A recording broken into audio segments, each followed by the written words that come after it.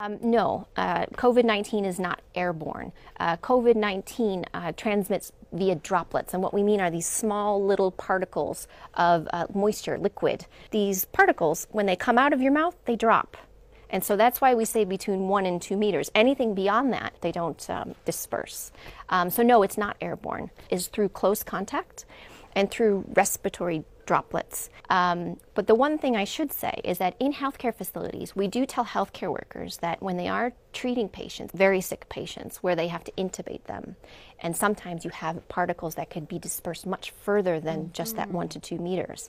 And so in those situations, we tell healthcare workers, you have to use airborne precautions. And so there may be some confusion out there when we say airborne precautions. Those are for healthcare workers performing very specific procedures, but for every day, no. And what they've learned from more than 70,000 cases in China is that very few people actually have runny nose or actually sneeze. Most people will have a fever. Most people will have a cough. What we do worry about is anyone that has shortness of breath or chest pain, to make sure that they seek health care very quickly. So I'm not aware of any evidence that this virus transmits between pets and people. There's a lot of investigations that are underway. They have not found this virus in an animal yet, in the zoonotic source of what we believe initially, that this outbreak began with people who were in contact with wild animals, not pets. But we have no evidence of this virus in pets, and no evidence of this virus transmitting between pets and people. I think you can use swimming pools just fine. Many swimming pools have chlorine in them, and we haven't heard of any transmission happening in swimming pools. So there are some studies that are ongoing right now that look at virus survival. We don't have the full results yet, but what we know from other coronaviruses like SARS and like MERS is that on packages, on certain like cardboard materials, that it doesn't last very long.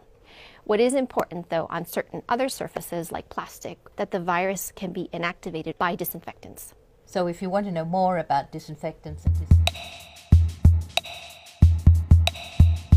disinfecting your surfaces, go to the WHO site, go in and look at the guidance. You'll find it under coronavirus, and you'll find all that information there. Just because you have a fever and a cough doesn't mean that you're infected with COVID-19. That's really important. It's also flu season. You know, so there's a lot of people around who have the sniffles, who have a cough, who have a fever. Talk to your colleague, express your concerns, talk to your employers, and just see how can you make sure that you continue to be able to work. And there's a lot of ways in which you can work from home, if that's possible with your type of job. Sounds very simple. It doesn't sound very exciting, but it is incredibly important that you make sure that you wash your hands with soap and water. And if you don't have soap and water, you can use an alcohol-based rub. The second thing that you can do is what we call respiratory etiquette. Sneeze or cough into your elbow, or you use a tissue, and then you throw that tissue away, and then you make sure you wash your hands. And the third thing that is really important is to educate yourself.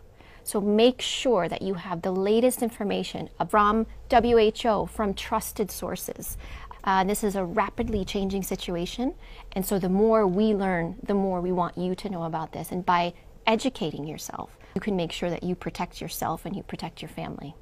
WHO recommends that you wear a mask if you're sick. There's a lot of things that you can do to protect yourself while traveling, and that is making sure that you travel when you're well, you're feeling well, you and your family, making sure, again, you wash your hands a lot, you practice respiratory hygiene, making sure that when you eat food, you're eating cooked food, and so just wearing a mask in general, no, but making sure that if you're having symptoms, respiratory symptoms, that you wear a mask. And what happens if you're, say, coughing into your mask and it gets very wet at the front? You need to replace your mask. You don't touch the front, you take them off from the sides, discard them, wash your hands, and put another mask on. And when you discard them, you would make sure that you discard them somewhere safe? That's right, in a bin that is covered. Yes, that's right. I wouldn't even say asymptomatic, but pre-symptomatic, meaning it's a few days before they develop symptoms themselves. And so when you go back and you interview them, oftentimes they say, well, actually, I wasn't feeling very well. So it's this pre-symptomatic phase or mildly symptomatic phase. Having said that, it is possible, and we do have some case reports of truly asymptomatic people that can infect, but we don't believe that they play a major role in transmission. The important number of days has to do with what we call the incubation period, the time that you are infected to the time that you develop symptoms. We believe that most people will show symptoms 5 or 6 days after they are actually infected. What we look for is we look for case pairs. So if I'm a case and you are one of my contacts, then we follow you for a certain number of time to determine how long it takes for you to develop symptoms. So we are constantly looking at data that's coming from countries, and as of right now, we feel very confident that 14 days is the right upper bound.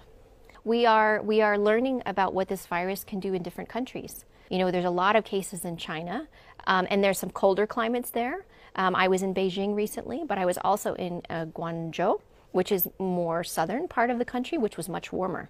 And so you do see transmission. It's too early to say if temperature, in terms of outside temperature, has anything to do with it.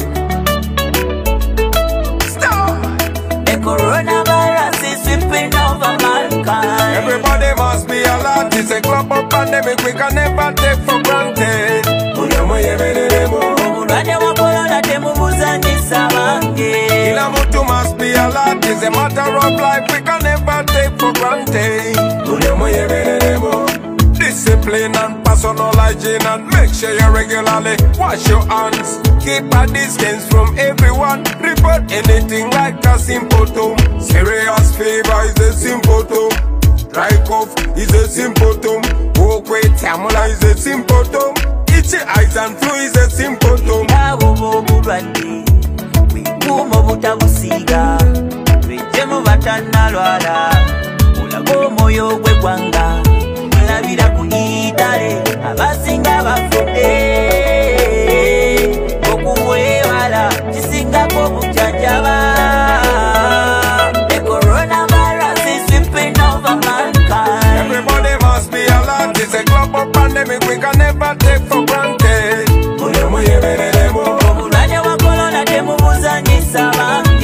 Kila mtu must be alert. It's a matter of life we can never take for granted. The coronavirus is sweeping over mankind. Everybody must be alert.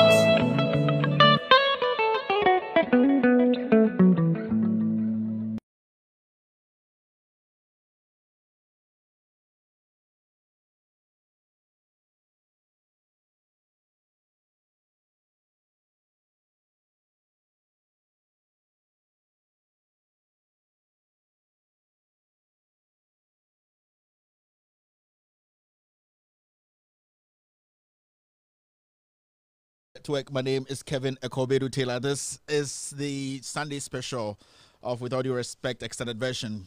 Wherever you're listening to me from, hello. Hello, family. Hello, everybody. I can see so many people online right now. We are also excited to be with you this evening. You know, the language everyone understands now is simple. Stay at home. Just be at home. It's simple. These are like 3 words, right? Stay at home. Just 3 things. And we hoping that everybody will at least listen to the government, listen to the health professionals and people who matter when it comes to this pandemic. So I would like to welcome you from our studios here in Washington, D.C. If you're listening to me from Iraq, listening to me from Yugoslavia, Estonia, London, listening to me from Sweden, from Italy, from Ghana, listening to me from Botswana, from Bechim, from Bankoba, I would like to say a good evening to the President of the Republic of Ghana, Nana Addo Dankwa Akufo-Addo. Good evening, sir. All those listening to me with fake accounts, good evening. Good evening to Kennedy Japan. I know you're watching me live with the fake accounts. Good evening to Dr. Bawumia. Good evening to all the staff in the Jubilee House who don't like the president, don't like some of his decisions, and watching me with fake accounts. Good evening to you guys too. Good evening to all the pastors who are scared that when there's a recession, all their money is going to go down the drain. Good evening, Reverend Osubempa. Good evening to all the chiefs and kings in Ghana. I would like to say good evening to the family. Good evening to everybody listening to me on Loud Silence Radio and TV Network. My name is Kevin Ekobedu Taylor. This is the Sunday edition. You know, this edition was, this Sunday edition was actually created when this problem started. We realized that we need to be talking to you regularly, talking to people who have been listening to us, and we thought that Sundays are the best days to at least talk about issues, you know, wrap things up, all that we did during the week, sometimes we pick new stories to discuss. So Sunday we take it cool. Sunday we don't do giddy giddy here. We maintain our level like Adole. I can see lots and lots of people online today. You know our topic. Our topic is simple.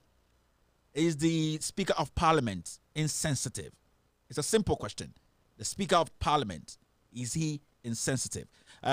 We are going to go to the issue. But before that, I would like to say hello to a few people who are watching us across the world. I'd like to say good evening to Annette Latte. Good evening to Sako Maliki watching us live on Facebook on With All Due Respect page. If you want to watch this show live, maybe you visiting somebody. I know people are not visiting now. Maybe you heard about With All Due Respect. Just go on Facebook. Go look for With All Due Respect Facebook page. With All Due Respect Facebook page. You can also look for Loud Silence Radio and TV Network. It's also on Facebook and also on YouTube. Just go there and subscribe. Loud Silence Radio and TV Network. Yes, we stream on 3 platforms and 27 other platforms. But these are the 3 main platforms we stream on. Other people stream on just one platform and they make noise. We're streaming on 3 different platforms because we want to get the message to the people. So I'll go back and say hello to a few people, to the family, and then we can delve into today's issues. I'm watching you live from Saudi. This is coming from Al-Haji Al-Hassan. Faisal Adia is on block. Victor Halutu is watching me live. Albert Diwawe is watching. Patrick Azamila is watching. Solomon Ashi is live here with us. Abdul Rauf Lama is watching. Don Wazi One Ever is also watching. John Cobbina, how are you doing, sir? Abdul Kudus Yama, how are you? Elliot Pasola, more fire. Thank you very much, sir. Abubakar Yunus. Emmanuel Alubo is watching. Mars Babatu is watching. He says hello to you too. Daniel Richardson Klote, how are you doing, sir? Wafa K Owusu, no sound. I'm from Ghana. Wafa K, I think the sound now. You are the no sound class prefect. I know you've been trying to get this position for a long time. Take the no sound class prefect today. Wafa K Owusu. Lovelace Hungiboon. Lovelace Huginboon. It sounds very Dutch, right? Lovelace Huginboon. Yeah, can't wait to hear your macho voice. Jack, we are both fucking. Yeah, macho. Abdul Basit, Emmanuel Alubo, Fred Bafo is here. Jude Kumbungu has written a lot, man. I'm going to take my time and read it. He started by saying that John Dramani Mahama's 13-point suggestion to government on combating COVID-19. 1. Immediate development of a national infectious disease response plan that clearly sets out the specific steps that must be taken to prevent the entry of such disease. Quickly arrest them even if they do enter our shores at the very early stage to reduce its impact on the bearers form of. So I'll take my time and read it. This is very insightful. It's actually coming from Jude Kumbugu, and it's a 13-point suggestion by John Dramani Mahama, the ex-president of Ghana. I'll make time and read that for all Ghanaians to know about it. We have Brahim Muntaka is watching. John Cobbina is watching. Christina Enin Javon Halen is watching. Ground Up Boss, how are you doing, sir? You're also watching us live or wherever you are. Citizen Kesinoto Zata. So I'll make it simple. Citizen Jata is also watching. Philip Jerry Cole is watching. Kevin, we focus, my fellow Ghanaians, especially the youth. I want you guys to focus. Today, we're going to be talking about issues that concerns the youth. You know, today I will take my time, have a conversation with the youth, and let them understand who cares about them and who doesn't, and why they should be worried as young men and women coming up, young entrepreneurs. Today we're going to have a one-on-one talk. So today's topic, or today's show, is actually dedicated to the youth of Ghana. We will take our time, delve into matters, break things down slowly for us to know where we're heading as a people, especially where we're heading as a youth of a nation. Felicia Kai says, no, son, you're the deputy class prefect. Abdul Rahamini Baba, good education. John Morte is here. Aram Dola Fiawo is also here. Doug Hood, Daniel Obeng, Isiama Amabo, Nichi Nelson Suleiman, Sylvester Silvanos Nutsuga. I had a classmate, her name was Eunice Emifa Nutsuga. How are you doing, Eunice? It's a high school class, a junior high school classmate. Yeah, Eunice. Silvanos is here. My guys, please, the names, you do have sometimes cut it short small. Some of the names are serious. It's tough for me to pronounce these names, get everything right. Hashbala Kinsman Masayin. But guys, you can, if you're creating a fake account, just make the name soft for me to be able to pronounce. You know, Edward Della is also here. Hasbala is back. Citizen is back. Prosper Na. Richard Dixon is here. Richard Ni Tego is also here. Judith Isnam Jakpasu is here. Nanaya Berima is here. This is the family. I have a reason why I take my time to mention everybody's name. This is like, you know, the teacher coming to class and trying to make sure that everybody is marked present. So I'm taking my time to mark everybody. It's very, very important. We are family. I wouldn't be here if you guys had not supported, with all due respect to this stage. So we take you very, very, very seriously, and we try to make sure that we include you in every decision that we take. Silvanos is back. David Sodokpo is back. Wood Rhymes is here. John Okain. Hamisu Ibrahim. Ifya Iwamensa Tomna. Richard is back. Emmanuel Mbro Escobar is back here. Richard Ni. I can see Raymond Cable. So I'm going to say hello to a few of the people on YouTube also. They're also family. You know, it's tough, but I'm trying my best to say hello to everybody here. On YouTube, we have lots of people on YouTube also watching us from across the world. We have Sandra Heteka. How are you doing, Sandra? It's been a while. Every time I see you online. Thank you very much for the support, Sandra. Dekpe George is also here. Abigail Halm is here. Dra Yubudi Everlastic. The names. Napoleon Electricals. Napoleon Electricals. Bring your ad and let us just play it for you for free for 1 month. Napoleon Electricals. You know, loud silence. With all due respect, we are ready to help the young entrepreneur. Gambo Mumuni is here. Mohammed Hamis is here. Dekpe George is here. Rena Awemi is here. Abigail Halm. Vincent Kwame Gaumnu, Jane Fabris Archer. How are you doing, Fabris? Sandra. Yes. Arthur Williams is on YouTube watching us live. Isaac Koran is also live. Rainer Theophilus Dagadu is live. Joseph Dakuzi is live. Isaac Koran is live. Producer, lots and lots of names. I'm trying my best to get this right. You know, it's not easy.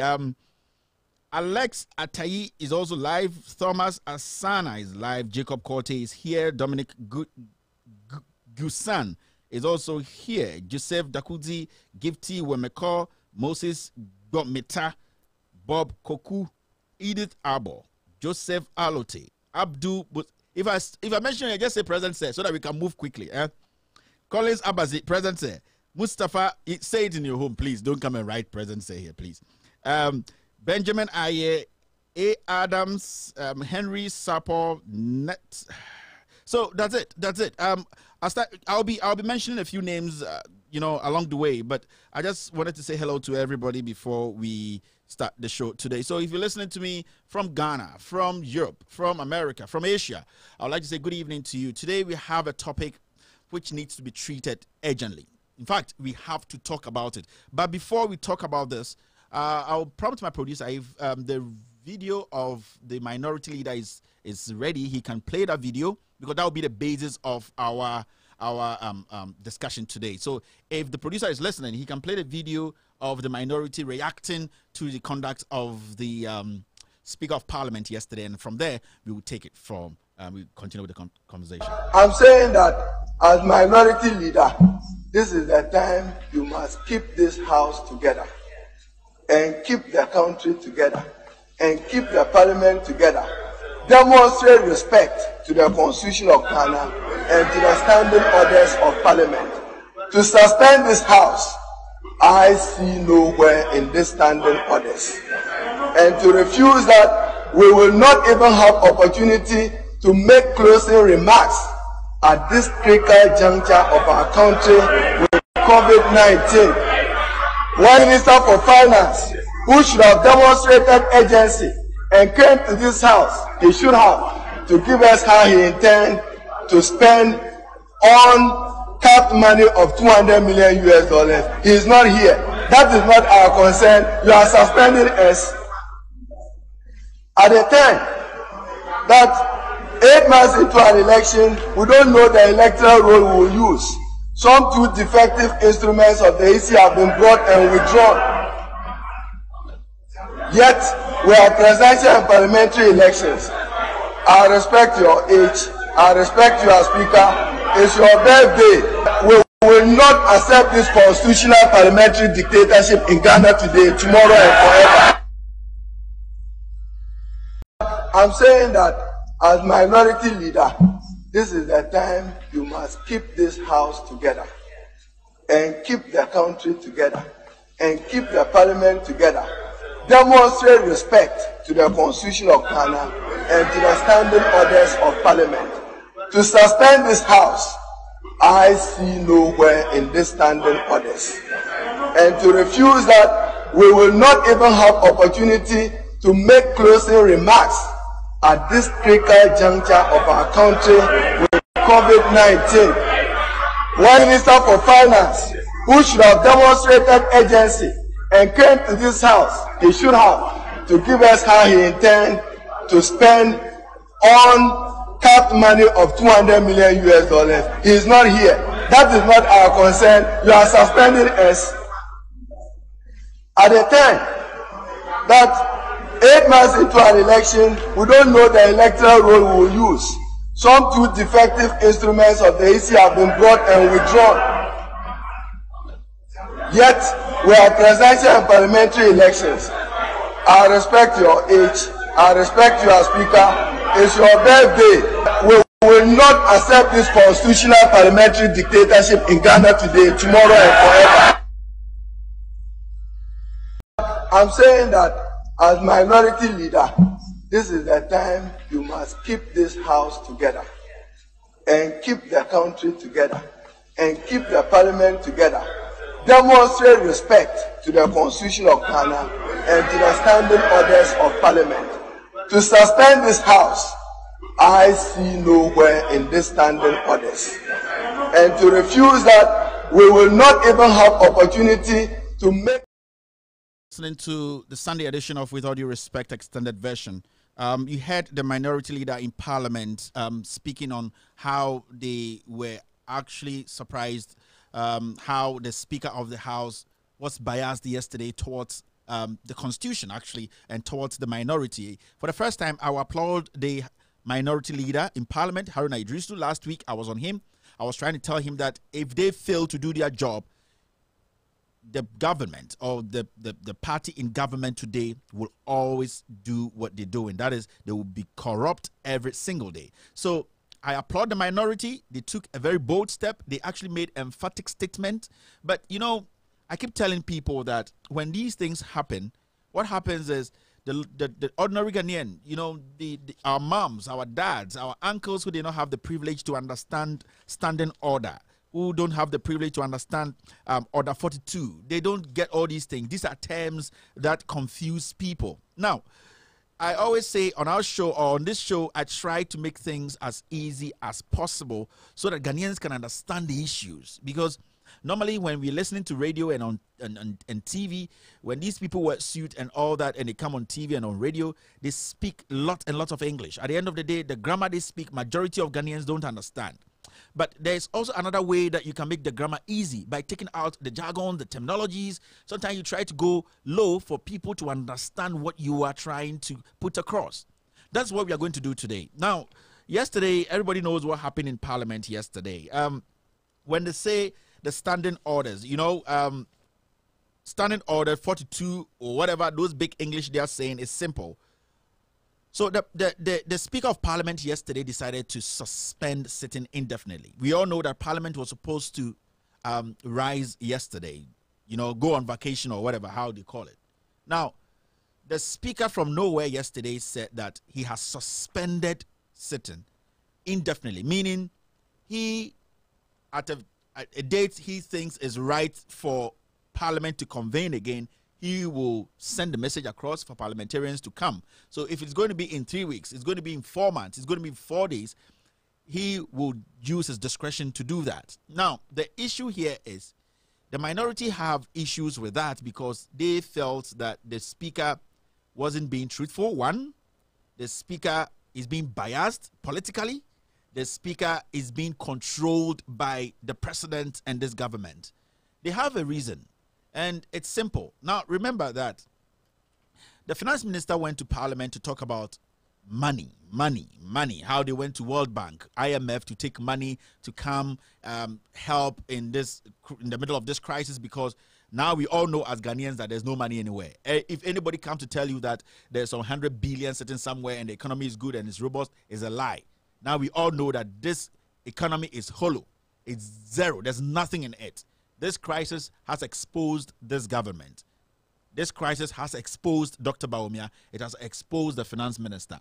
So don't wait for somebody to come to you and tell you that, oh, the economy is good. That conversation, we should not have that conversation again, because if we had some money sitting there, we would have used that money in times like these. Now, the finance minister went to parliament, said so many things, threw a lot of figures around, and said he was going to come back to parliament and also let us know how much they are going to be taking again and, borrowing and all that. Now, we should not be distracted. The same time a week or two ago, the Electoral Commission, led by Jean Mensah, almost 2-3 weeks ago, they submitted an ally to Parliament. Basically, let's make the language very simple. If you're Ghanaian listening to me, they submitted a document to Parliament and said, Parliament, you know what? We want to go ahead and do the registration that Ghanaians have been talking about. They don't want it to happen. We want you guys to approve it. Now, they also added a few things, like they only want Ghanaians to use a passport and also the national identification card to vote. That's what the EC took to Parliament so that Parliament could approve. Now, it has never happened before. It has never happened before, and you can put me on record during Afrojan's time and during Charlotte Osei's time that the EC puts together a document for Parliament to approve. Basically, we see EC as a body that is made up of very intelligent and smart people who don't make mistakes, because with the EC, when they make a mistake in anything, it can go so far to affect our democracy. Now, during Afrojan's time, he presented stuff to Parliament. Charlotte said the same. We never had anything like this. Jean Mensah and Bosman, leading the EC, they have presented about 2, if I'm not wrong, let's stick to 2 allies to Parliament to approve, because we see EC as a perfect being in this instance. They go there and Parliament tells EC that, you know what, the document you have submitted is full of trash. There's a lot of a lot of things in here which does not make sense. They withdrew the first one. Now, they brought another one. This is an EC led by Jean Mensah. The Jean Mensah, we have been told, is the smartest person to oversee the most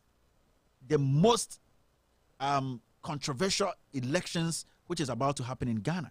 Yes, I say this election coming up is the most controversial election, because it's an election that the government in power today has shown through the things they are doing and through the way they are backing the EC, even if when they know that things are not right, shows that the government in power wants power more than even helping the people. That's why I say it's very controversial. It's a critical point in our lives as Ghanaians. Now, they take this to Parliament, and Parliament says for 2 or 3 times, they take it back. This is trash. Go and fix it. But you have to understand that when the EC submits and CI, it cannot. You listening to me, let's take out, today is Sunday. Let's not be making too much noise and all that. When the EC takes or submits a CI, it cannot be amended by Parliament. It cannot. Meaning, when the EC decides to take anything to Parliament, it should be the Holy Grail. Yes, when the EC, because they see the EC, before the EC takes any document to Parliament, man, it has gone through the mill. It has gone through the mill. Now, when they take it to Parliament, they allow it to mature for 21 days. 21 days. Now, the problem here is the EC has submitted 3 documents, 2. I don't want 2 documents to Parliament, and they've all been rejected by Parliament. Now, the simplest thing is the EC knows that if they don't pass this document, they don't pass this. Let's make it basic. I'm trying my best to make it as easy as possible for everybody to understand. The EC knows that if they don't pass this document they've given to Parliament, meaning they wanting to do the registration no matter what. We Ghanaians using just the NIA card and passport to vote no matter what. There's going to be a problem. Now, out of nowhere, what happens is the Speaker of Parliament, right, decides to suspend sitting indefinitely. Indefinite suspension. Now, people are talking about the finance minister. People are talking about the EC. But I want us to look at the EC because it's because of the EC why the Speaker took that decision. And you have to understand that the Speaker did not take this decision by himself. He was forced by the President to take this decision. Now, the trick here is the Speaker says he has suspended Parliament indefinitely, meaning the EC can take time, correct all the mistakes, tell the Speaker through Jubilee House that we are ready and that you can convene Parliament and make sure this goes through. Now, you know, on Saturday, Parliament was supposed to rise. So it means basically the referee here, who is the Speaker between the EC and Parliament, is being so biased to the point that he's giving EC so much time because he has called for time off, indefinite time off. It's like two teams playing a game and we go to extra time, and then maybe one of the teams has Messi in it, you know, and the referee is a fan of Messi, and then Messi somehow, some way gets injured, you know, gets injured a little bit. He starts limping. Now the referee, instead of him letting the game flow or maybe stopping the game for Messi to walk out of the pitch, the referee says that, you know what, let's hold on. Nobody should kick the ball again. Wait.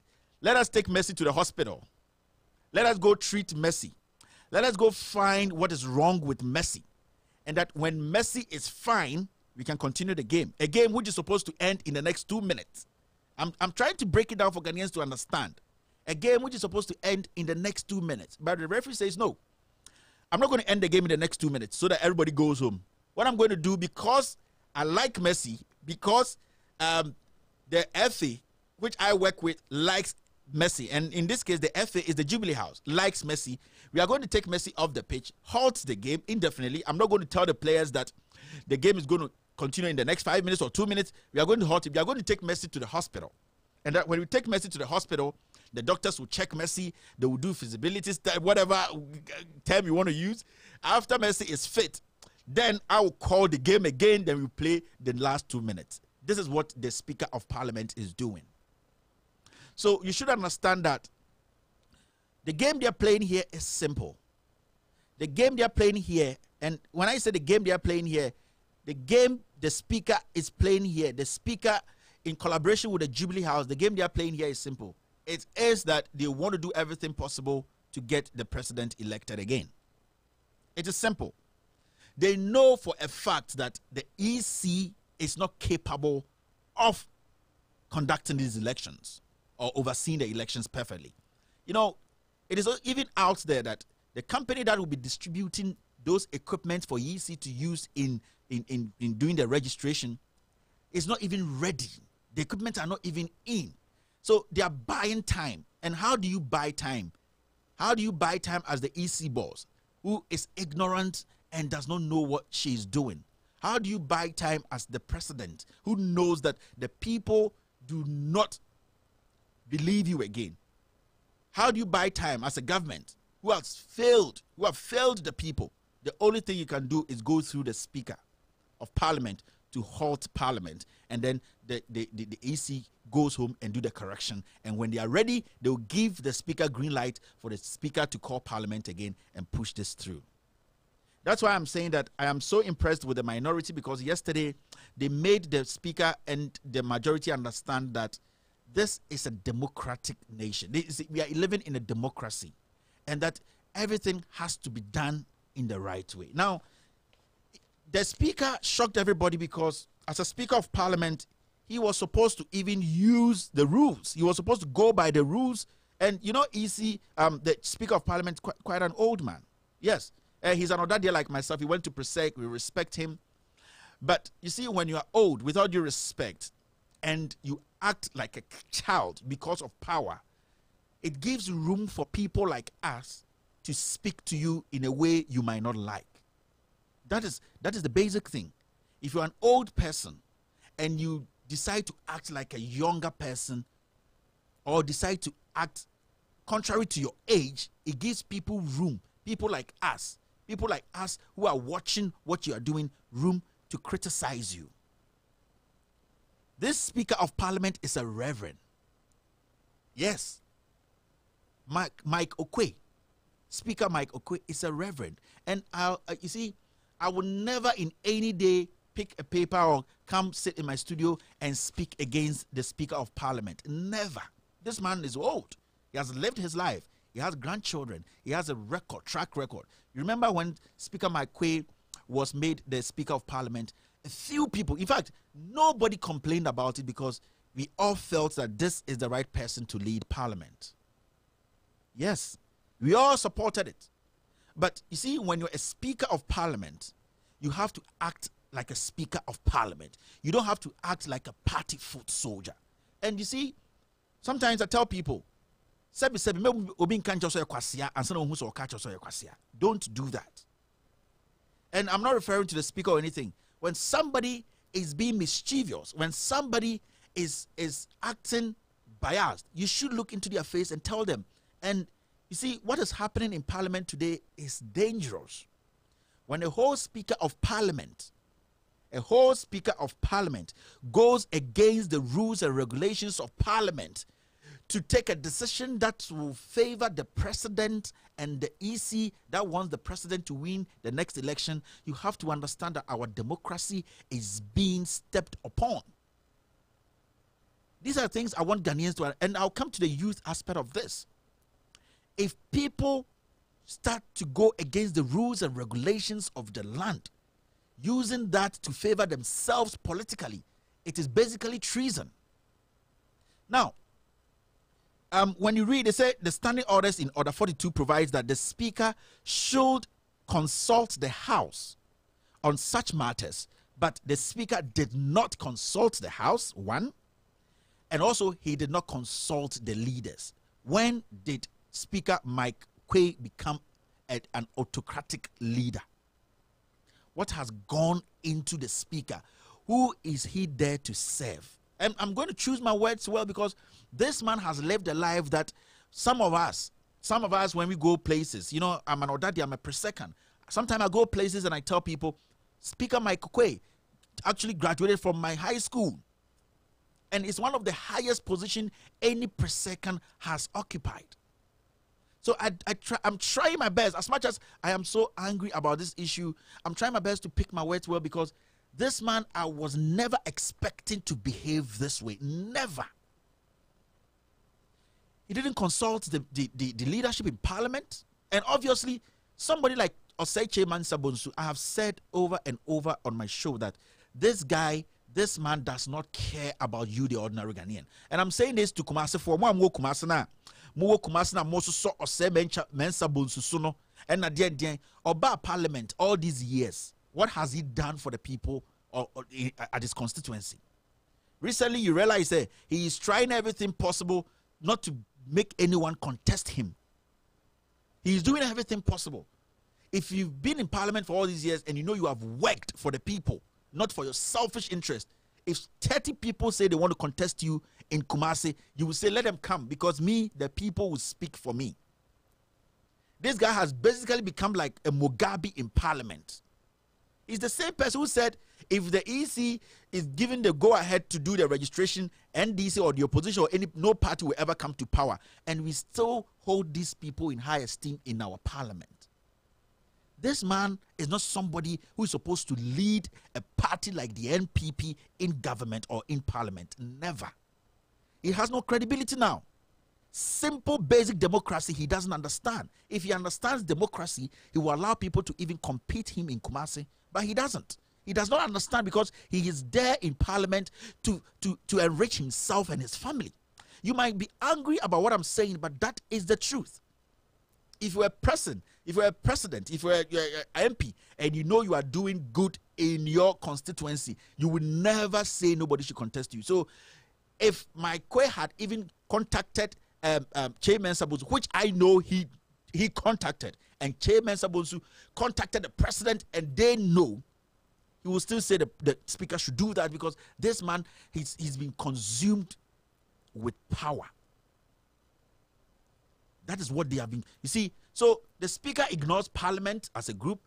The speaker ignores, at this point, he ignores both leaders and takes such a decision. Where on earth does this happen if this country we call Ghana is a democratic nation?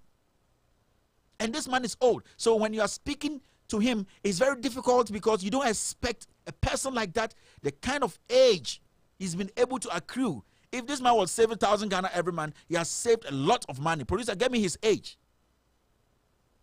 This man is a reverend, meaning this man is somebody who goes in front of God every blessed day, telling God that he should look at him and save the people who listen to him.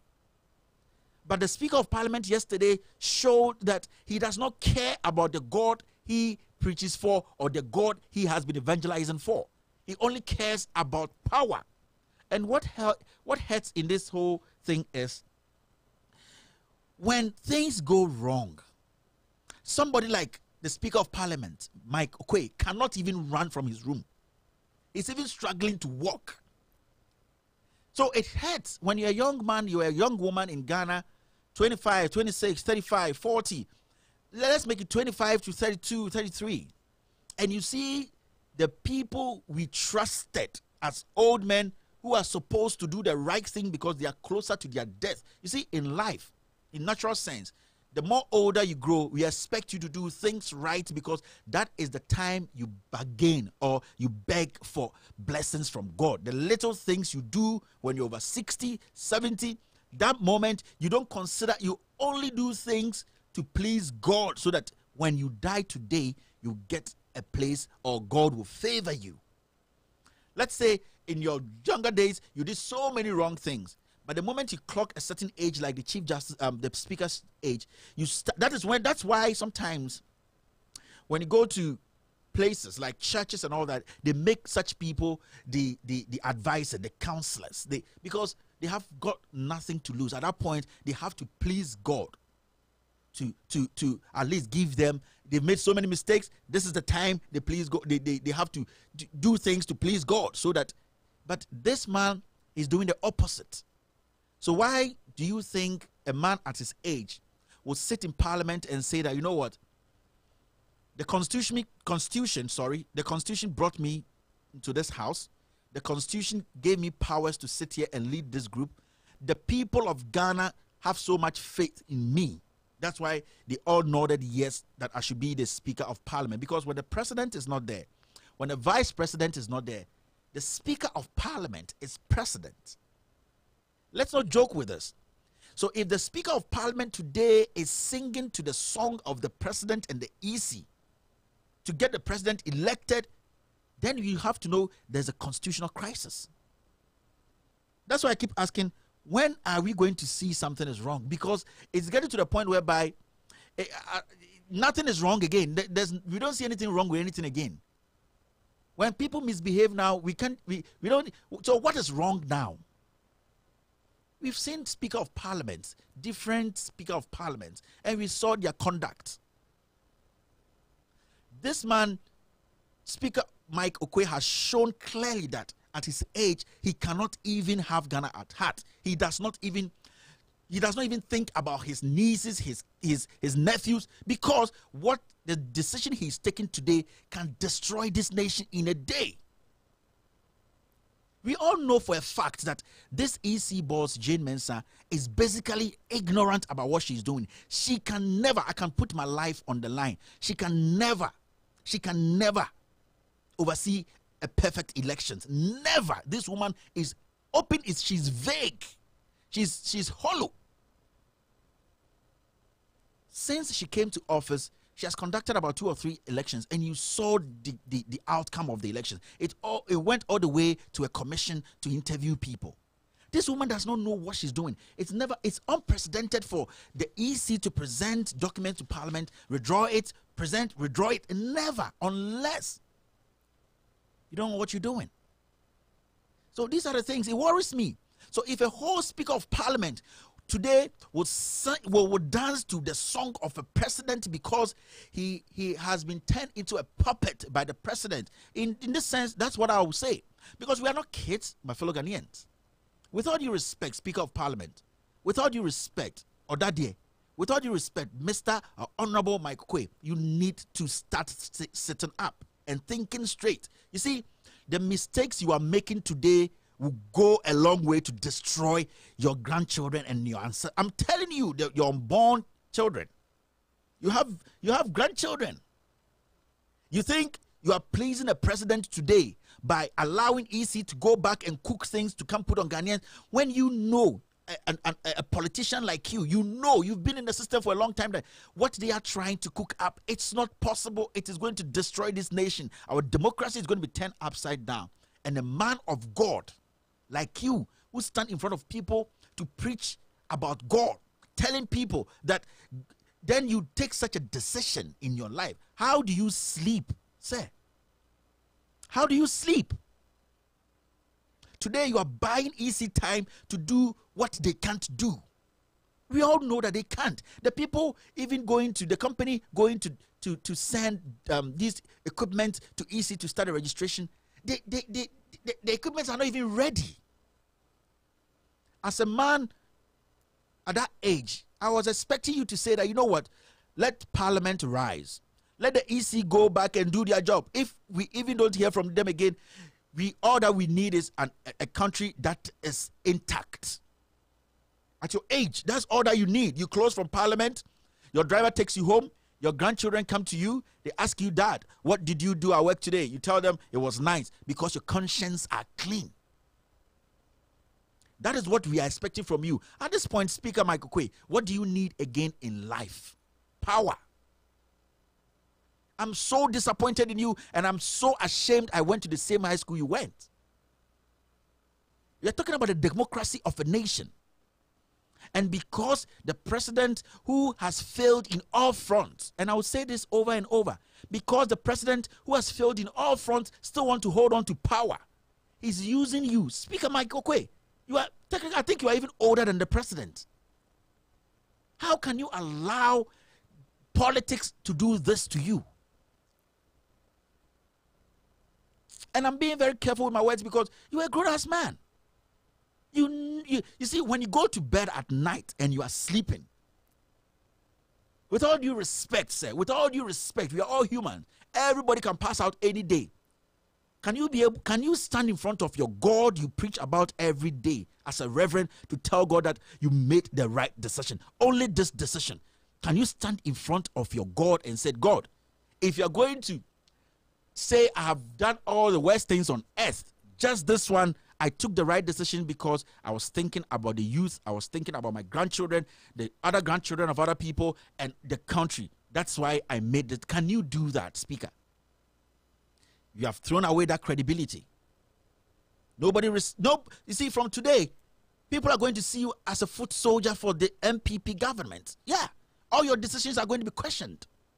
You might have genuine decisions, but people are still going to question you because you have made this specific one, messed up everything you have put together in your whole entire life. You have allowed Jubilee House, you have allowed this president, somebody like Gabi, these people to infiltrate you, what you have built. Today, you have nothing to hold on to. I'm telling you, who will allow this? You suspend Parliament indefinitely for the finance minister and also for the EC to go back and rectify I need this word. You want EC to go back and rectify the disease they are holding, the disease that will destroy the nation, and bring the disease back, package it again, and you allow it to go through. I don't want to talk about Che Bensa Bonsu. That guy, basically, he thinks he's the Mugabe. The day he took that decision and nobody to contest him in Kumasi or in Ashanti, his constituency, that is the day I told Ghanaians that this guy does not deserve to be in Parliament.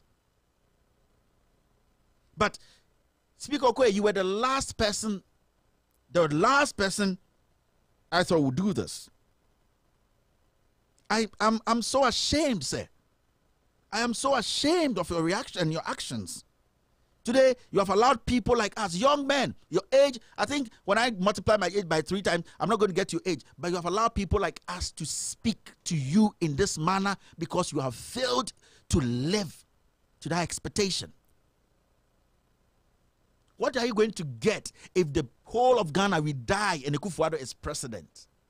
If the president, if this government is working hard, if this government is fulfilling all the promises, if this government is not lying to the people, concealing truth, if this president is not a lazy president, if this government is not a corrupt government, why should they panic?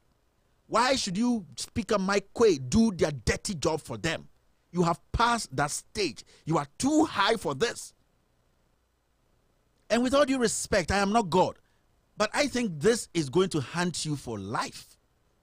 Because the EC is not ready. The EC, we all know, is not ready. Jane Mensah is just an ignorant, empty woman who is arrogant and does not want to listen to people. She doesn't want to listen to advice. She doesn't even want to go to the people who have been there before to tell her, you know what, maybe we didn't do some things right, but this is how you have to do it. This woman is empty. She can't do the job. You know, Speaker. But you are playing with the democracy we are enjoying today because you want the president, the lazy president. And I will say he's a lazy president. Yes, I will say that every day because he cannot even come behind the mic and speak to the press and take questions. Akufo-Addo is a plagiarized King Kong, that he plagiarizes everything. So anytime he doesn't have a script in front of him, he cannot deliver. And the president has shown over and over again that, without due respect, his intelligence does not get to the level of a leader. I'm telling you. These are very strong words. His unintelligence has failed him several times.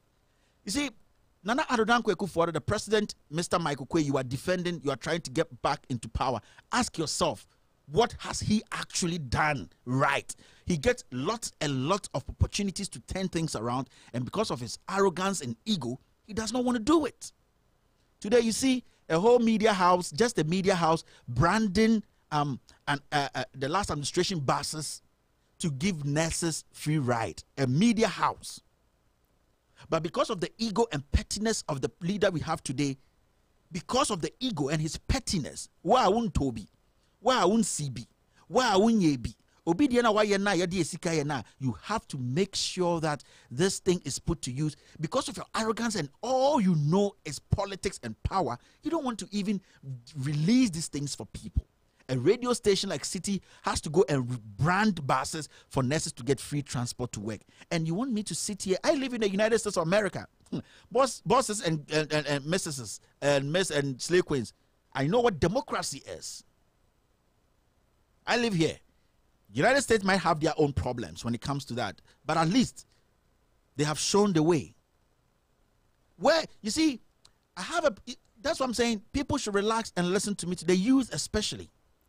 So when you sit back, and these kind of people we have entrusted everything into, the president, how old is he? Almost 70 years, or he's even past 70. The Speaker of the House, how old is he?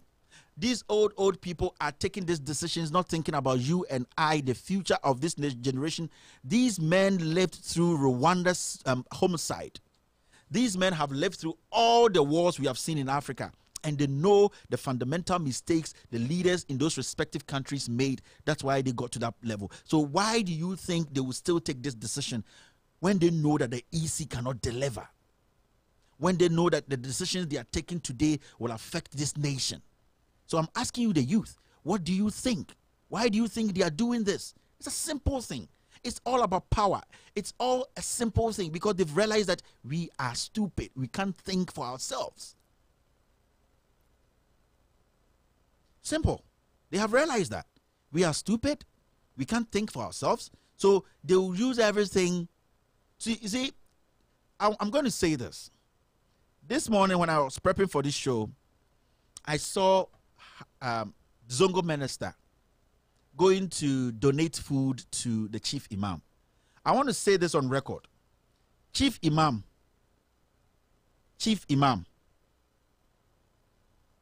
he has never been hungry in his life. Chief Imam has lived a life that every religious leader envies. Chief Imam. Your 5 bags of rice and those things, every day you people carry things. We are going to give Chief Imam food. Even to me, it's disrespect. You have a job to do. That is the job. You go out there and save the Zongos. Chief the Imam does not need your rice. He does not need your oil. Chief Imam, he does not need, he needs you, the ministers, to go into the field and heal the people, help the people. He has sacrificed his life to lead the people, to let God hear their prayers.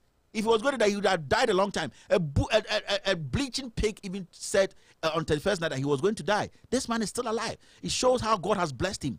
Those antics you people do, you are going to donate food to Chief Imam. Those things, we have passed that stage. So I want to tell you people on record today that thing of they are near their Moakoma Chief Imam, for all you know, he will not even touch any of them. He's got lots and lots of people who give him better stuff than this. Go back and do the job. Since you became a Zongo minister, how have you helped the Zongos? Those people who were shot, the 7 Zongo boys who were shot, can you go to Chief Imam and tell him the truth that since you became the Zongo minister, this is what you are doing and this is the result and this, you can't do that. You come and stand here and deliver rice. Chief Imam does not need your help in any way. He's got grandchildren, he's got family who are better off, who can take care of him till God calls him. So this Ponzi thing, I want to pass this because it worries and it's frustrating when you see these things. You want political sympathy because it's getting close to elections? Go out there. Those girls from Wale Wale, those girls from Navrongo, Nararugu, those girls from the top who are stuck in Accra, in Kumasi, who don't have a place to stay. That is your job as a Zongo minister. Don't come and buy faces here. My fellow Ghanaians, I told you, let's relax and take time, step back, sit back, and look at what is happening. A whole Speaker of Parliament has been turned into a lapdog by a president. And then today, he's taking one of the most embarrassing decisions in the history of this nation. All because he wants to buy time for the EC to take those piece of nonsense they brought to Parliament, go and rectify it, repackage it and bring it. The president wants to do everything to make sure the registration comes on. What is wrong with you, Mr. President? We have a crisis in front of us. That is what we have to fight. That is what we have to have. Let me tell you people, Ghanaians, we have not looked at so many things. That's why sometimes I don't even want to mention Bawumia on my show again. Because Bawumia has shown that he's empty. He doesn't have anything to give. When Bawumia was given the chance as an economist, economists, they think about today, they think about tomorrow. That is what economists do. They think about yesterday, they think about your present, and then they think about future because anything can happen. So economists are the people who have to think and build a cushion that if we go forward, if there's a hit, we will get something to rely on. So they are basically the soothsayers or the people who have the foresight to decide our economic history and our economic history, whatever is going to come ahead of us. I'm missing words here. So basically, Bawumia is supposed to be the economic team, which is led by Bawumia. They are supposed to be the economic soothsayers. They have to tell Ghanaians, you know what? In the next 5-6 years, when there's a crisis, this is what we need to do to make sure that we don't fall into a trap. We don't go to IMF for money. Ghanaians, we have to, he's the kind of person who has to come to us and tell us, you know, 5 years ago, we made this mistake and we are not going to make that same mistake again. What we are doing today, we are doing the same mistakes. We are going to the IMF. Now, the issue is simple, Ghanaians. Maybe you people have not studied or you have not taken your time to analyze the problems that's going to come after this coronavirus if it ends. Now, there's going to be crazy hardship. I know I'm deviating a little bit from the speaker's issue, but I want you to see the reality here. Why I think the leaders today, the president, the vice president, the speaker of parliament, they don't care about you, the youth. After this corona is figured out or whatever, a vaccine comes in, we sort it out. There's going to be some crazy hardship in Ghana. Poverty is going to rise. It's going to shoot up like 1,000 times. Yes, because now as we speak, all those people who had money in the banks, they've taken their monies out. They are sending it through mobile monies. Now, the banks that were supposed to be the backbone to keep the money, sit on it, and make sure that when in times of need they release the money slowly for the economy to take shape, they have been closed down. The small companies, the little, forget about the big nestles and the little companies, the tuck shops, the corner shops, the tomato stores, the provision stores. Those people have been hit hard. There are some people whose business was all about perishable goods. They are out of the system. They went to the bank for loan. The money is gone. The bank doesn't have money. So when this thing is over, you have to understand we will not have a nation or an economy to rely on.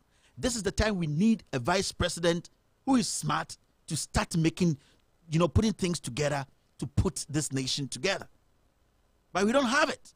So after this crisis, we are done. Where are we going to get money to sustain the free SHS? Because we needed 100 million, we had to go to IMF. So after the crisis, there's no money in the system. The government is not making any revenue. The oil companies, they have shut down their fields.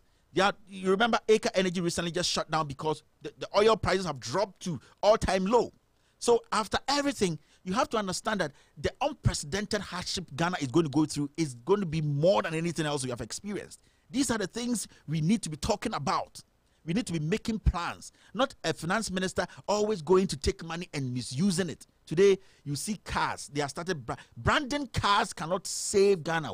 Branding cars will not kick out coronavirus. No. We need people who make decisions. You get what I mean? So I'm talking to the youth. Our life, you see, we've handed our life over to these people in power today, these old men, and all that they are thinking about is the next elections. It's the next elections. Let me tell you, if your mother had a provision shop at Kejetia, at Makola, at Kotokraba Market, you have to understand that after this coronavirus is over, nobody is going to come in there and buy anything because there's no money in the system. 2, if your mom went to take loan from the bank has been shut down. There's no money there. People have withdrawn their money. The bank has been shut down. So your mom is done. She's not going to get any money to go out again and go bring things. Even that one is even too much to even sustain the little things she has.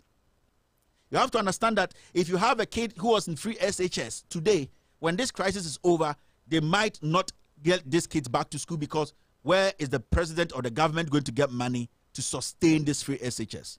These are the questions we have to sit back and start analyzing. And when a Speaker of Parliament ignores all these things and try to sing to the dance to the song of a president against our democracy, if we lose that last democracy, we don't have anything else again.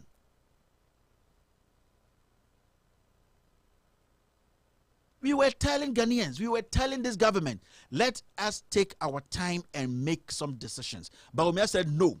We took $12 million. $12 million to go buy drones. Where are the drones today? An information minister goes on BBC and says that there are ventilators in the 307. He cannot make a statement without doing politics. Oh, the president brought in 307 ambulances. There are ventilators in. It's a lie. This is the problem we have today as a country. And I'm speaking to the youth. You people have to sit down and start asking questions. Because after the coronavirus and the crisis hit, and the hardship hit, and the crazy poverty hit, the youth, you cannot take it. I'm telling you, I've been there before. You cannot take it. And that is when people get on the streets. So we thought we were fighting a pandemic today, a crisis today, and getting out of it, we are going to meet a bigger crisis. So now we ask ourselves, who is the Messiah? Who is coming in to give us hope that, you know what, even after this crisis, we can see the green light, we can see the signals. This is what we can do as a cushion to face that other hurdle. We don't have anything like that. All that we are doing is stay home, which is good. And after that, what again?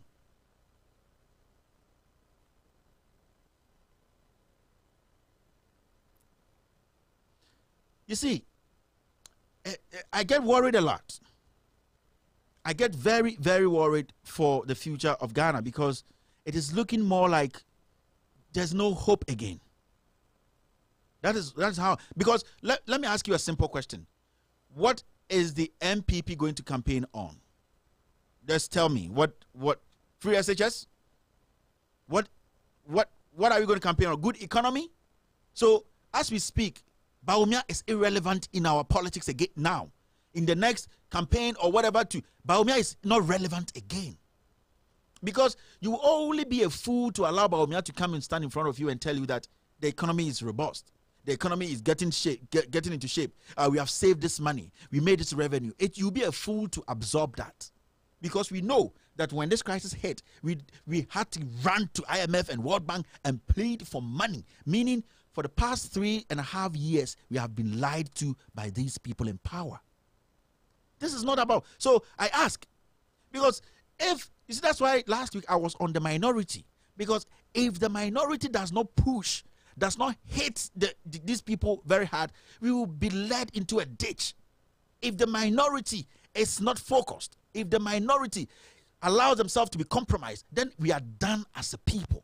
Because they are the only people who can force these people to come out and tell us the truth. Like the decision they've taken now, considering going to court on the speaker's decision. These are things that I was expecting the minority to be doing years. And it cuts across left and right. And somebody who sits somewhere and says, Kevin, you don't respect. How can you talk to the Speaker of Parliament? I've not insulted him. I'm telling him the fact and the truth. The biggest law-making body in the world, that is the U.S. Senate, which is being led by Mitch McConnell. People speak to him and ask him questions. Yes. So, being a speaker in Ghana, which I respect a lot, in the parliament, I respect a lot, it does not give you the right to take decisions that will affect our democracy. We all know that Jane Mensah cannot do the job. She can never organize a perfect elections. Everybody knows, from Rawlings, Kufuor, Mahama, Kufuor, all the way to the clergy, they all know that this woman can never put together this general election. She cannot do the job. Let us get that in our head. Jane Mensah cannot. It doesn't matter how we help her. The propaganda on radio and on TV, it does not matter. This woman is clueless. She was pushed there because of the hatred for Charlotte Osei. We did not think about her competence and what she can do. We didn't think about that. That's why I'm saying that the MPP which I belong to, we don't think again. All that we think about is power. Every single step the EC has taken since Jane Mensah took office has been zero. Nothing has come out of positively. Ask yourself, what has Jane Mensah done positively since she came to power? She's fighting with parties. She's fighting with political figures. She does not know. If left to her alone, she will quit this job, go be with her family. But she has sworn an oath. She has promised the president that she will give the president a second term. That is where it is dangerous, because now we are beginning to see it. Now the speaker is showing that sign. Now we are beginning to believe, because the majority leader says that, or said that, the NDC or no party will come back to power if the EC goes ahead with this registration. That should be a worrying statement to everyone. So it means that these brutalities, it means that these corruption, it means that this victimization, tribalism, this nepotism will go on forever, because if we allow Jane Mensah to go ahead with this registration, which she and her body are not ready, we are doomed as a nation. We don't have a democracy again. We are living basically in an autocratic state.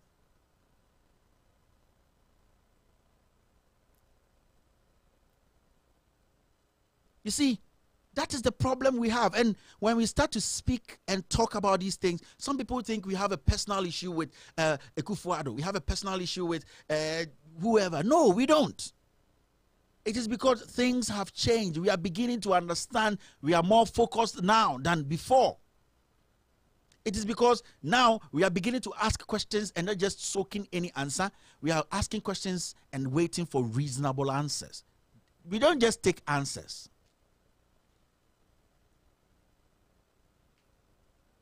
This is you see, so I feel pity for the youth. Yes, because where are you going to look now? And I feel pity for the opposition, because what you are going to inherit will be the worst in your history, in the history of this nation. I'm telling you. So it is up to us to come together as a people, as party in power, as opposition, as Ghanaians first, to start addressing the issues. That is what is important. Who is going to address the issues? The president cannot even show face. The president cannot show boldness. He cannot show leadership. He cannot stand in front of the media and make statements of his head to show that he's prepared mentally, emotionally. He can't, because he's not on top of issues. The president does not. You see, Nana Addo Dankwa Akufo-Addo, I respect him a lot. But some things he has done since he became president of the Republic of Ghana, it has shown that not everybody backing or screaming that give me power is supposed to be given power. Trust me.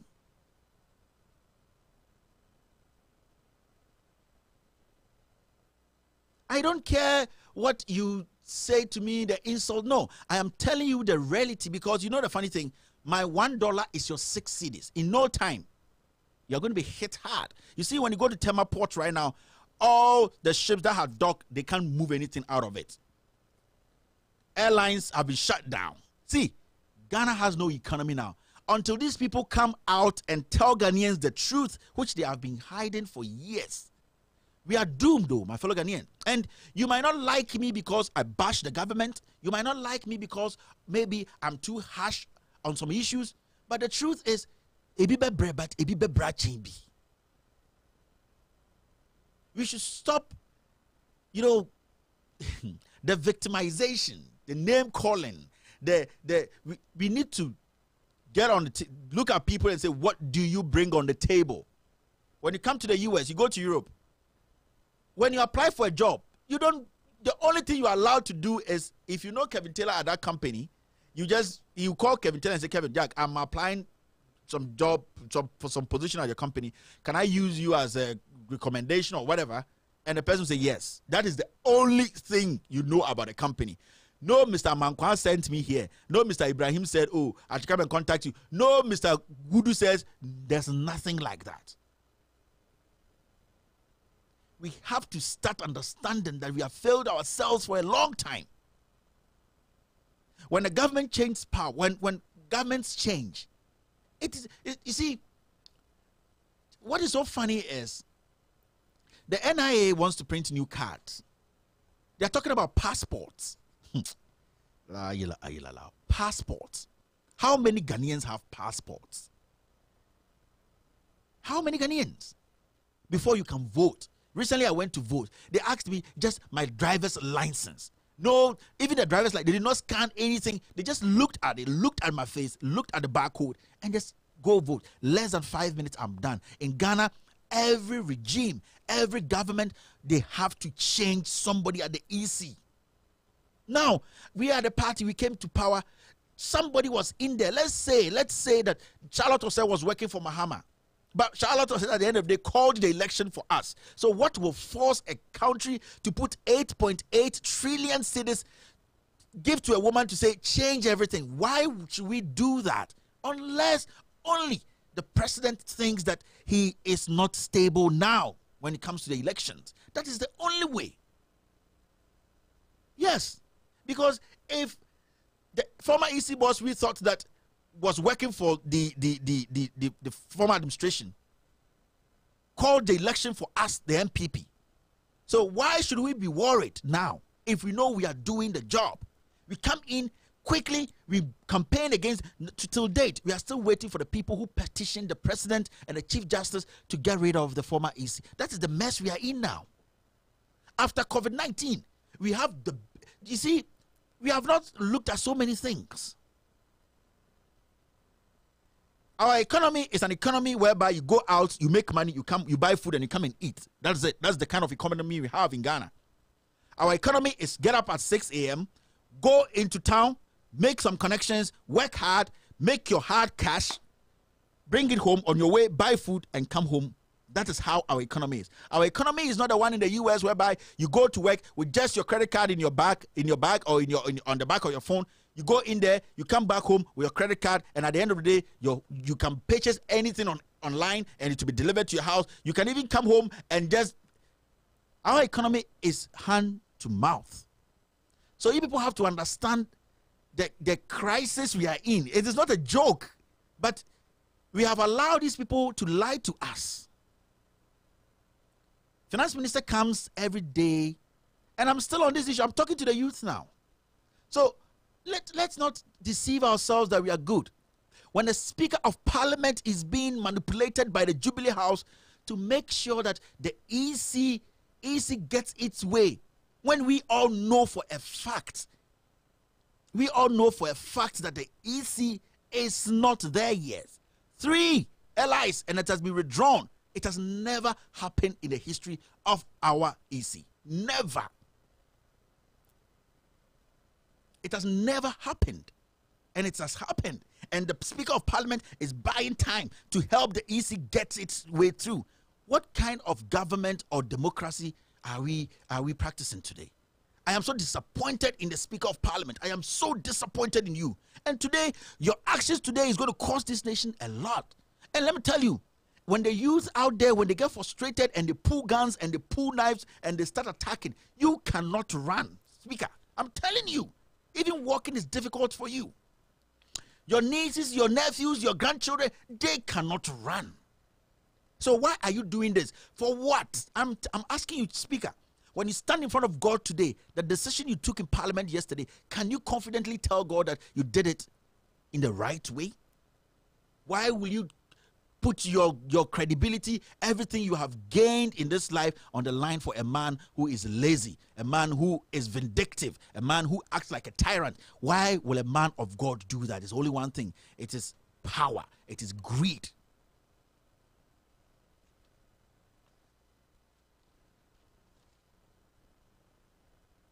I'm telling you the truth. It hurts. It's uncomfortable. It's really uncomfortable. But I have to tell you, I am not here to campaign for anybody. Never. Let me tell you. Since Kwame Nkrumah's era, we have lost so much as a nation. Kwame Nkrumah did his part. Rawlings is those in the middle there. Rawlings came, Kufuor came, Atta Mills came, Mahama came. Now we have a Kufuor. I keep saying on my show that to be very fair to Ghanaians, if we are going to be honest with ourselves and each other, Nana Addo Dankwa Kufuor inherited the easiest government in history. I'm telling you. See, the last administration, Kufuor's administration, at times they might have their own flaws, but they actually did something. They built something. Kufuor did his part. Atta Mills did his part. Mahama did his part. Nana Addo Dankwa Kufuor was supposed to come in and tell Ghanaians the truth and say, like, you know what? This is how much we have. This is what we can do. This is how we can take care of our resources. You know what? Mahama Dems, let's say they finished all the money. But let's say Mahama Dems finished everything. We don't have anything. But we have 1 or 2 things they left behind. The hospitals, the schools. Ghanaians, what I was saying in opposition, I didn't know what was really happening in here. Now, I've seen the reality. The free SHS, we want to do it still. Why don't you guys pay half and let us also subsidize it, take half as a government? The schools, why don't we increase tax level and complete it? These are things that government does. They think, they communicate, and they get results. But you come in telling us that there's nothing in our coffers. You come in, you fly first class every day with about 20 people. You rent a jet. You want to sell our national assets, the ECG, amongst your family members. Your people behind you are stealing excavators that were purchased by our money to give to poor Ghanaians in our villages to help them economically. You do the same. See, so you come around and you are basically the lie. And when you speak like this, somebody thinks you hate the you don't. I don't. Nobody does. You see, the issue is we want to tell you the truth. That's why I keep asking, what will be the message of we the NPP come 2020? That is why we are doing everything possible to help, for the minister to help us win the election illegally. When was the last time anybody heard the NPP come out to say that, you know what, because of our democracy, what the EC is doing, we also... No, they wouldn't. So it just shows you that they don't care about you. Today, a past government purchased buses. leave them to rot. A media house, this is the lowest point in our history. A media house, city has to go and rebrand them and fuel it and use it as Jesus Christ. And you people wear suits, come sit on TV and talk garbage for us to soak.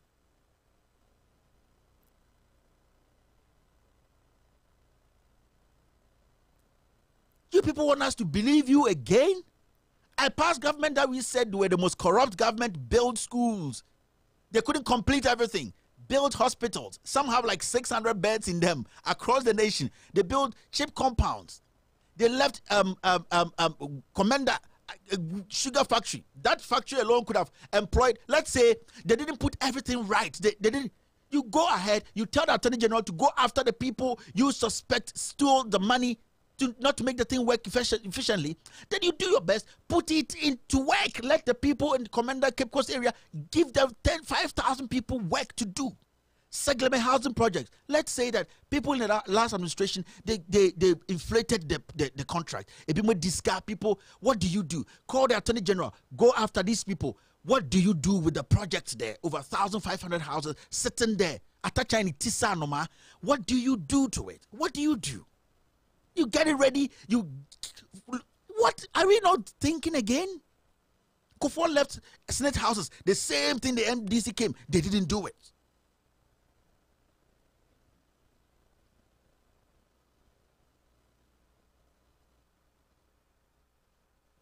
That is the problem we have tonight as a country. Now, I'm not going to scream at anybody else again. I'm done screaming.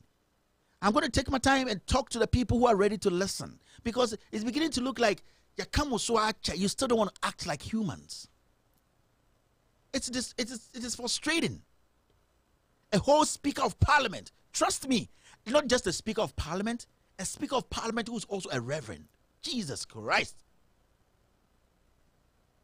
You give people the room to just speak to you anyhow because you yourself, you know your actions are not right. I don't want to talk about the majority leader. That guy has lost that credibility. And I will do everything in my powers. You see, somebody like Kennedy Japo, those people who have stayed in parliament for years, you need to vote all of them out. Kick them out. If they have made money, they should go and take care of their family. What again can you do for us? Majority leader, Oseche Mensah Bonsu. You are living in Kumasi, you live in his constituency. What can he do again for you now that he's pleading again for you to vote? This man, you see, these people, 12 years, 14 people, 18 years, kick them out, vote them out now. MPP, NDC, especially these MPP people, vote them out. You see, before election 2016 elections, my own MP, Obuasi West MP, Kweku Kwating, he came and he told Obuasi people, Obuasi to Kumasi Road, I will make sure the first year is done. Today, when people in Obuasi are going to Kumasi, nobody entire to Chiromukong and Yominim, it is a ninjas. Dust. Number of people who have died, the numbers are crazy on that road. This guy sits in a 4x4 car. He drives everywhere. Today, his sister in Obuasi is basically the Obuasi Aisha Wang. She is doing all the galamsey in Obuasi. Kweku Kwating's sister. But you know, when you start asking them questions, then they will tell you, oh, MPs are supposed to lobby. They are not supposed to come and do contracts. But when they come and they want power, we will do this for you. This is the time for you guys to start thinking as Ghanaians. Start asking these people. You are feeding them all. Let me tell you. Today you have been, with all due respect, Ghanaians, you have been kept in rooms like sheep and goats. But these people, they can get in their car and drive anywhere else because you voted them into power. So why can't you ask them questions? Why can't you subject them to scrutiny? That is the thing. The tribalism is too much. That's why it hurts me. Speaker, you have disappointed me. You have disappointed all of that, yes. Yeah, no matter the damage control, you let Paul Adumotre them come on radio and do on TV as Sempa. The issue is, it is your guilt. You see, you have messed up your credibility. You are done. Because you just, why would you do this to yourself? Mike Okwe. Those times when you mention this man's name, everybody bows. We know what happened. What happened? One of your grandchildren or something was my mate in Presec. I don't want to mention his name. Good friend, very, very good guy. Today, what is that guy even going to say when he meets his friend and people start telling him these, using words against you because your actions today are not right?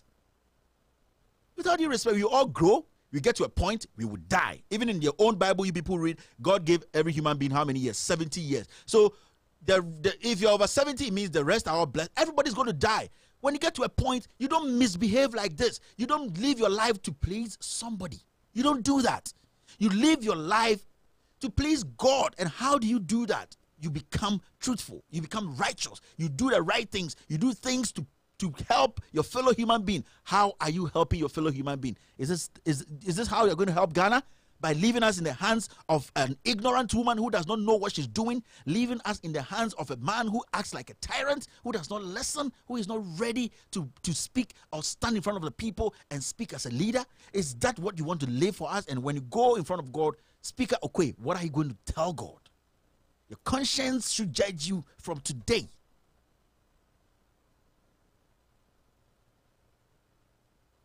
That's the problem. The culture of maintenance, the culture of continuation is missing from our books. Governments have come and people do projects. And I'm telling you, every day I saw my show, apart from Dr. Kwame Nkrumah, John Dramani Mahama comes close to him. Yeah, apart from Dr. Kwame Nkrumah, nobody can come close to the kind of infrastructure John Mahama put. And I'm saying this, and I'm not campaigning for her. I want to tell you something. Let me tell you. You see, now it's gotten to a point whereby we are struggling to contain this COVID-19, right? Now, what are we supposed to do? Now, the government is telling us that there's a SNIT hospital there. And that hospital was built by the last administration. You see, we use these words, John Mahama administration, because we, the MPP, since we came into office, we have never been able to make a statement without going back to the last administration, mentioning the leader's name. Even when things are favoring us, we can never speak and deliver. So at this point, anytime we are analyzing things, we have to use basically we were telling Ghanaians that the worst performance of Mahama is the best of our government now. Because his worst performance was to put up the Bank of Ghana hospitals, which we are using today. And today, you guys want us to use it as a VIP hospital. That is lowest. That is the worst performance of Mahama. And it hurts when you have to say these things. It hurts. When you live in Kumasi, you get up in the morning. First, we've lived in Kumasi. I've lived in Kumasi before. You go to KJJ, when it rains, everything is shut down. I'm out for Johnny. The biggest gutter in Kumasi passes through KJT or something. It has a name. The 4 sly guys. Everybody runs away because it gets flooded. A market is built. But still, we are saying that we vote people out because their name does not sound like our name. But these things were built from our own taxes. Any taxes are need to KJT ano. Edema baye for no. Sa taxes na abaina. Mahama is just sitting there as the leader. Abaino EDC KJT hospital market in my. But still, we don't want to. But abaina yet share tax more pomano no. Onya shema. We are still defending it. What kind of people are we? I keep saying on my show, John Mahama, he can go to heaven and come. He can go and live in heaven and come. The things we are seeing in Ghana, it wasn't built with his money. Never. He can never go sit anywhere else and say, this belongs to me. This property belongs to my son. It belongs to my wife. He can never.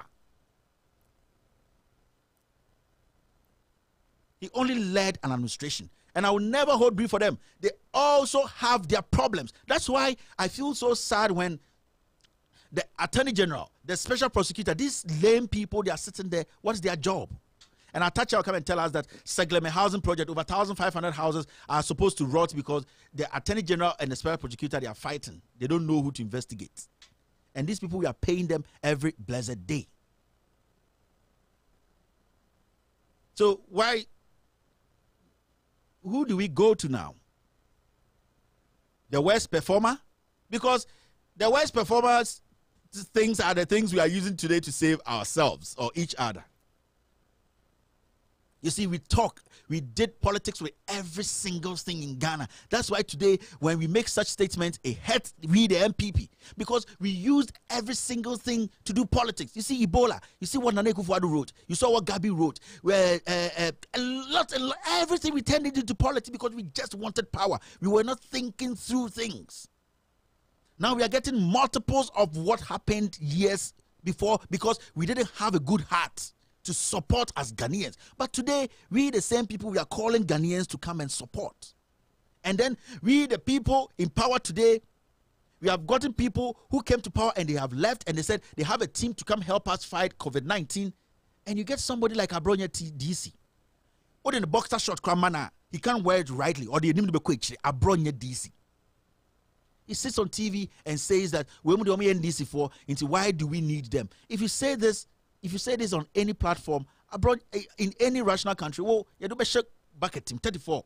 Then you do to zoom out. This is where we are.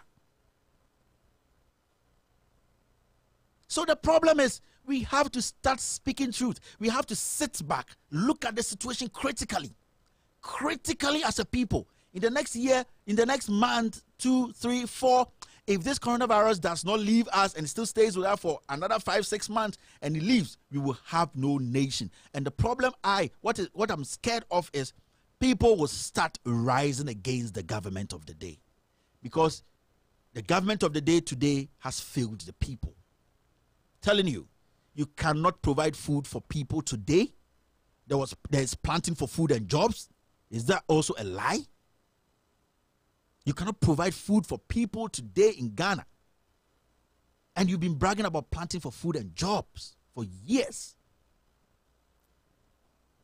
That is where we are today. Everything is a lie. I'm speaking to the youth. From next week, we are going to be doing more youth talk here, because I believe it's about time we started educating each other, ourselves, speaking truth, and then analyzing things, and then getting to the point where we will swallow the hard pill. Swallowing the hard pill is speaking the truth. It might hurt taking the right decision. It might hurt, by the end of the day, in the future, it is going to benefit us. Ghana first is very important. Very, very important. Speaker Mike Kwe, you have disappointed me. You have disappointed every Ghanaian. And Speaker, you have disappointed God. You have washed your credibility out, away. You have none again. You have shown that you are a political speaker. You have shown that you are basically a foot soldier who is doing everything to get this president re-elected. But every Ghanaian knows in Ghana today that this president has not delivered. You are doing everything possible to make sure the EC, which is being led by empty woman, empty head, a frustrated woman, a woman who is going through marriage violence and all that, to come and lead us. She has, you see, God being so good, when this woman came into office, she got like 2 assignments to do. And we all saw the result. He ended up at a Milshot Commission. That is where we are. We have given a whole country for a clueless woman to drive. That is where the problem is. I'm short of words.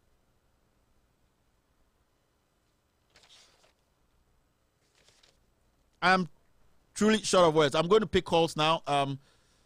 Yeah, producer, I'm going to pick calls now. I don't want to go ahead.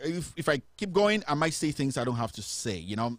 The number is +1 202 751 8769. 202 751 8769. Ghana, it's about time we started thinking. Honestly, things don't look good. Things don't look right. Then the months to come, we might not see the things we're seeing now. People are going to hit the street. We have to avoid that now.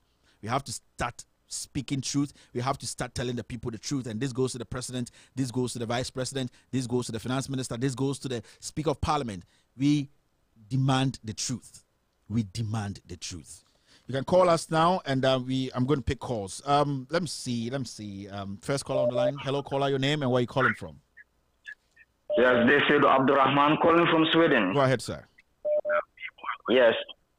Yeah, I've listened to your program, and it's so interesting to always hear the bad news that comes from our country. But it's rather unfortunate, as we are always trying to do our best to make our people aware of what is happening around the world. It's like they are always going backward. It's rather unfortunate. But I applaud you for your good work. Thank you, sir. And your courage. So keep on going. Thank you very much, and we sir. are always behind you. Have a wonderful night. Take care. Hello, caller. Your name and where you calling from? Good evening, Kevin, and I'm Gideon calling from Italy. Go ahead, sir. Yeah, I'm very, very happy to be here and also to be here and lead an Australian guy who has been always calling and talking nonsense. Yeah, I'm just here to announce to you that as we were talking last time, today, as it stands or as we speak, you can cross-check with your producer. Yeah. There has been a killing of a civilian in Ghana by this military and police personnel. So just cross-check it with your producer and see how true the news is. With my sources, I know it's true, and there are videos out and all sorts, but it's like I'm just saddened because last week that's what we're talking about, police brutalities and all that, and no one was able to call them to order. That's so sad. So that's why I call you. Yeah, thank you and God bless. Have a wonderful night. Hello, caller. Your name and where you calling from? Hello. Oh, sorry. Just dropped the call. Hello, caller. Hello. Go ahead, caller. Oh, okay. I just want to talk about the speaker. I'm Rose anyway. Yeah, go ahead. This speaker, I remember when he was in Indian ambassador during Kufuor's time or whatever, and a whole lot of financial issues, making people in like fake names to take money from the mission, which he was asked to refund the money later on.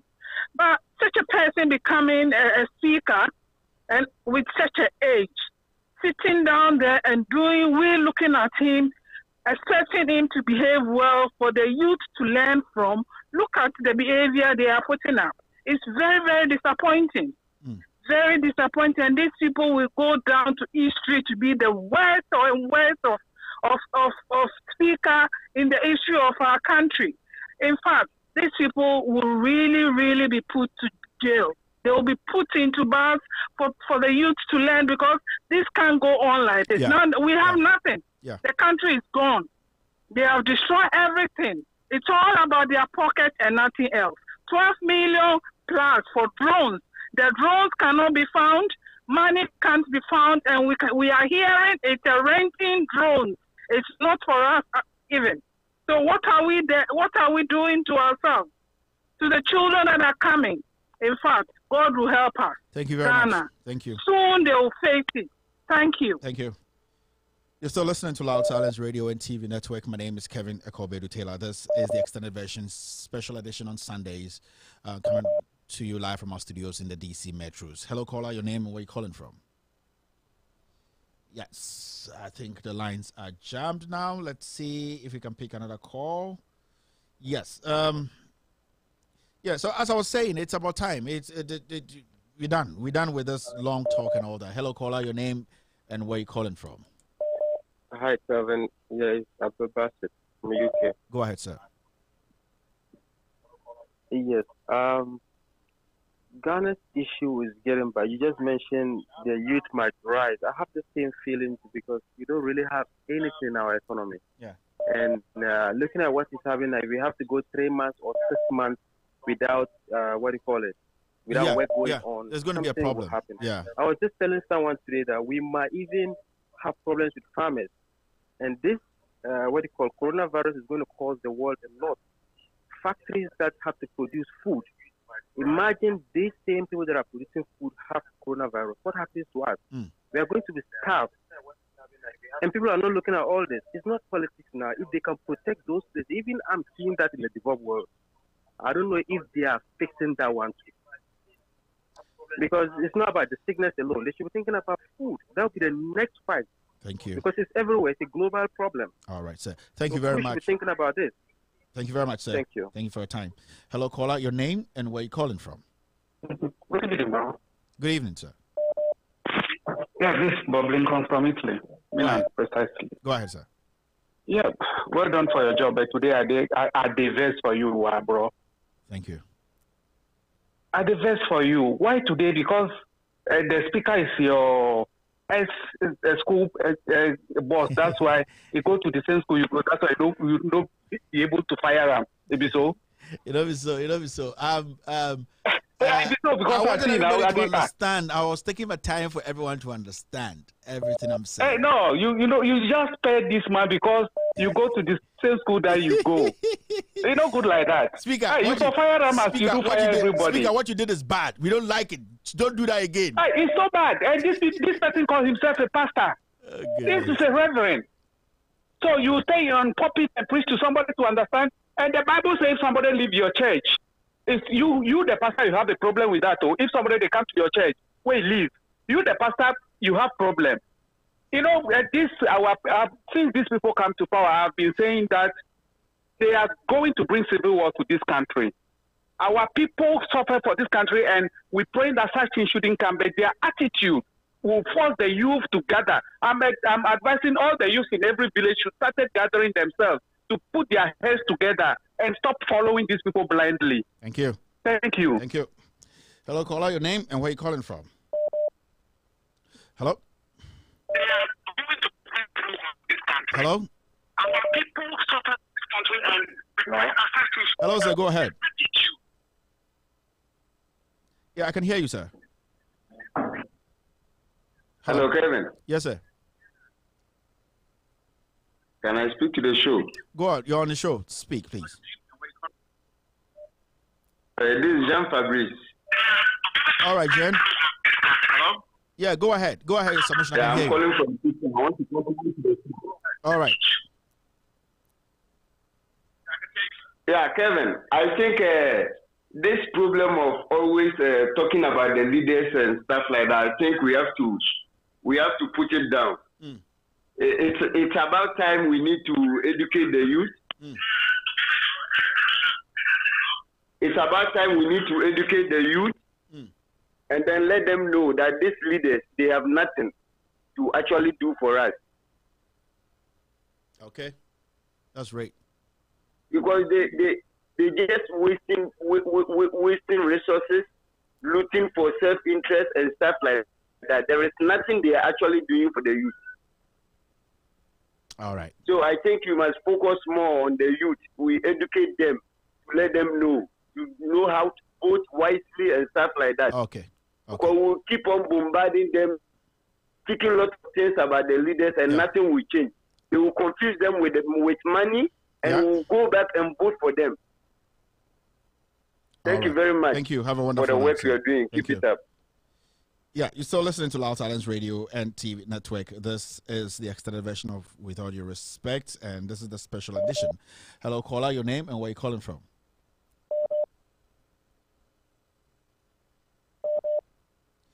Looks like the line guys are trying to get through. Producer, it's not easy. Hello, caller. Yeah, it's tough. Like I'm trying to pick the calls and the keep. Yeah, hello. Yeah. Hello, caller. Can you hear me? Hello. Hello. Yeah, go ahead, Kevin. Sir. Yes, sir. How you doing? I'm doing great. I'm calling from the Bronx. Yeah, New York, New York. Mm-hmm. Yeah, New York. Yeah. I've been calling you. I don't get you. Hello, Kevin. Today is a good day. Today is a good day. Yeah. I can hear you very well. Okay, go ahead. My contribution is today you don't fire us. Yeah, today you don't fire because today you're not happy. You're not in the mood. Sundays, normally today, Sundays, we want to take our time and break things down. You understand? Oh, okay. So right. Tuesday. Yeah, I know you're a very honest guy. Yeah. Tuesday, okay. So I'm gonna call on Tuesday. Sir. I want you to come out with a fire. All right. Thank you very much.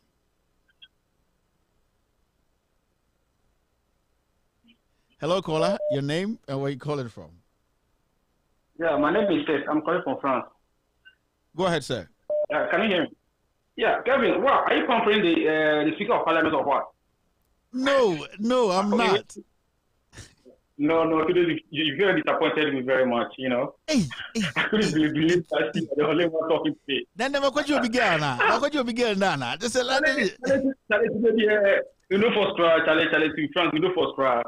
But So, anyway, okay. I'd like you to get me some very important personality so that we start processing people to International Court of Justice. Okay. Because they are really, really trying to cause harm to this country. Thank you. So All right. just get in touch so that we can start processing them to We will do International that. Court of We will Justice. do that. Okay? Thank you. All right. Have a wonderful night. Oh, producer. Me today, I don't. Hello, caller. Hello, good evening. Good evening. Go ahead, sir. Go ahead.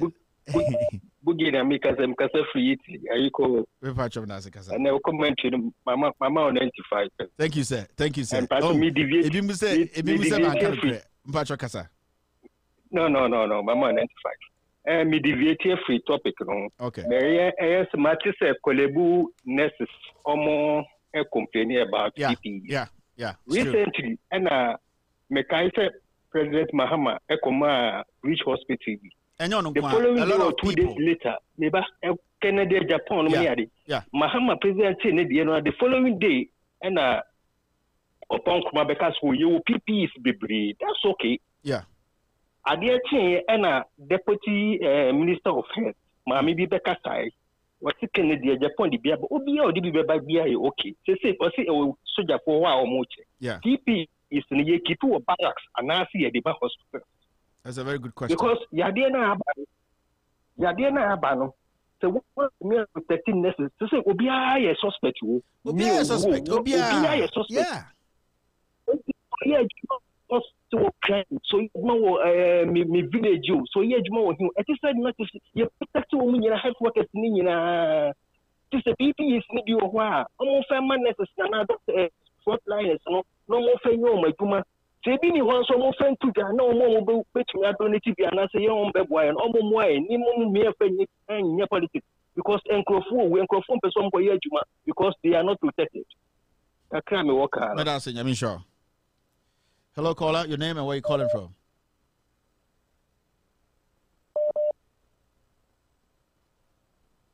Hello? Yeah. Hello? Yeah, so I'm going to take this opportunity to read a few comments. In Cancer Kwame says the most painful thing is, Kevin, stop wasting your energy, because no matter what you say about NPP, they will rule Ghana forever. Ghana's problem since independence is a party called NDC. They are Boko Haram and coronavirus for Ghana. We all know Kevin is stomach journalist. Thank you very much, Kwame.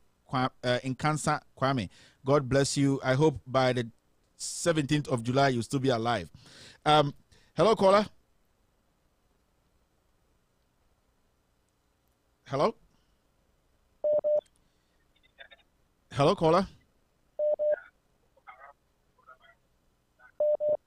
Hello? Hello? Yeah, go ahead, sir.